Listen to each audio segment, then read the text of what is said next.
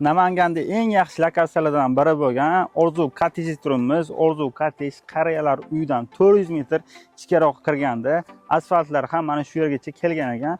Mana shu 4 sotixli xonadonimiz sotuvga qo'yildi. Xonadonimizning old fasadlarini ham ko'rib turibsizlar, chiroyli holatda turibdi. Xonadonimizning darvozalariga alohida e'tibor berasizlar. Darvozalarning o'zini $1,5 ming yaqin pulga qo'ydirilgan ekan. Hozir ushbu hovlimizda obzorni sizlar bilan birgalikda ko'rib chiqamiz.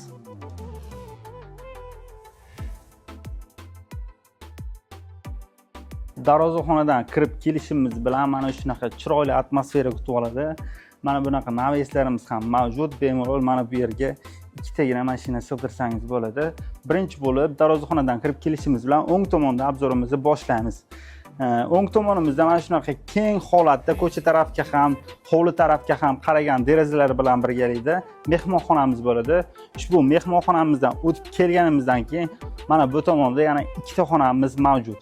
Old fasadlarni ham mana shunaqa chiroyli holatda qilib qo'yishibdi. Eshikdan kirib kelaverish qismimizga mana bu ro'paraga prixojniy zonalarni qildirsangiz bo'ladi va chap tomonimizda bitta xonamiz mavjud va o'ng tomonimizdagi xona kattalar uchun yotoqxonamizga mo'ljallangan. Buni o'zining ichida sanovsizlari mavjud.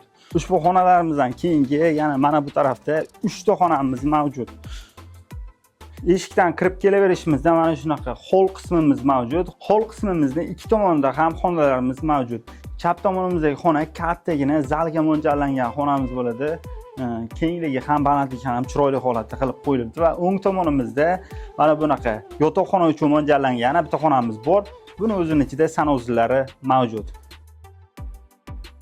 Bu xonalarimizdan chiqib kelganimizdan keyin bu burchagimizda hojatxonamiz joylashtirilgan. Hojatxonamizda mana bu yerda alohida kattagina joy tashlab ketilgan. Bu yerni omborxona sifatida ishlatsangiz ham bo'ladi va tepaga cherdakka chiqib ketadigan joylari mana shu yerdan ochib qo'yilgan.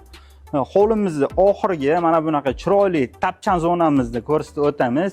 Mana bunaqa tapchan zona uchun chiroyli joylarni tashlab ketilgan. Buni bemalol oynali qilib ham qish uchun o'tiradigan joylarni qilib qo'ysangiz ham bo'ladi. Ushbu umumiy ko'rib turgan 6 ta xonangiz va mana bu tapchan zonaning tagi polniy podval hisoblanadi. Hovlimizning o'rtasiga mana shunaqa chiroyli zeleniy zonalarni tashlab ketilgan. Endi ushbu hovlimizni to'liq podval qismlarini obzorini ko'rib chiqamiz.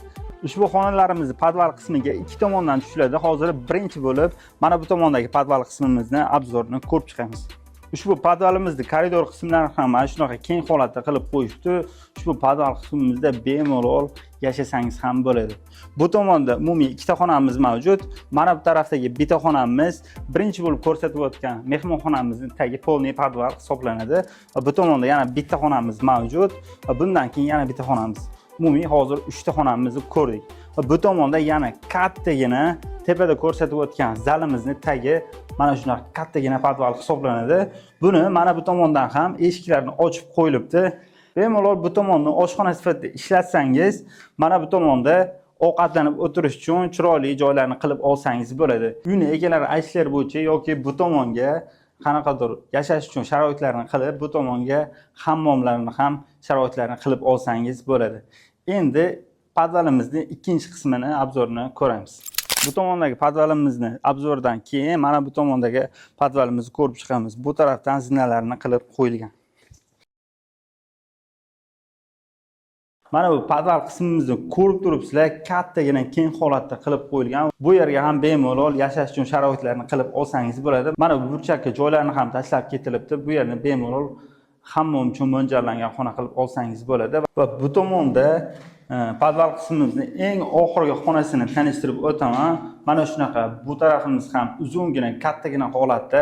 Bu yerni xohlasangiz bolalar maydonchasi, ya'ni bolalar uchun o'yingoh qilib qo'ysangiz ham bo'ladi. Xonadonimizni to'liq obzori bilan ham birgalikda tanishib chiqdik. Ushbu xonadonimizga kommunallar keladigan bo'lsa, gaz, suv, svetdan umuman muammo yo'q. Hujjatlar 100% joyida. Xonadonimiz sizlarga yoqqan bo'lsa, ushbu videoga like bosib, kommentariyada o'z fikringizni qoldiring yoki mana shu videoni mana shunaqa qurilish tugallanmagan, chiroyli xonadon qidirib yurgan tanishlaringizga yuborib qo'ying. Namangan uy-joy kanallarimizga obuna bo'lishni unutmang.